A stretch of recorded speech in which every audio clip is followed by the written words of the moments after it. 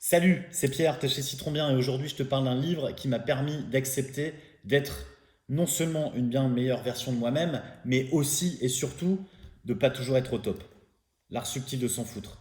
C'est vrai que le développement personnel et finalement la société au sens large t'oblige finalement à toujours être mieux, toujours être plus, toujours être plus performant, sauf que dans ton quotidien, en tous les cas c'est mon cas, je peux pas toujours être en haut de la vague. Il y a des moments où on est bien, des moments où on est moins bien, et ça il faut pouvoir l'accepter. Ce livre m'a permis de comprendre au moins physiologiquement comment ça se passait et aussi de pouvoir me détacher de manière facile et simple par rapport à ce sentiment d'être mieux, d'être plus, etc.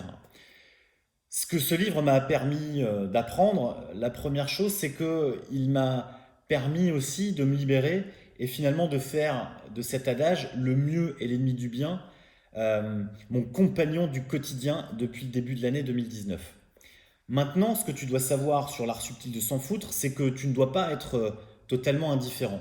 C'est pas ça l'idée de s'en foutre. Pour moi, en tous les cas, ce que je comprends de ce livre et de l'art subtil de s'en foutre, c'est finalement d'accepter d'être un peu différent et de faire en sorte d'assumer justement d'être un peu moins bien et que tu puisses vivre avec ça. Maintenant, j'ai aussi retenu deux choses qui me permettent d'accompagner les entrepreneurs dans leur quotidien.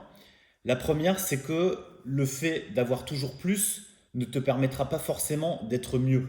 Donc il faut parfois jauger ce qu'il est bon pour toi et parfois de savoir dire non.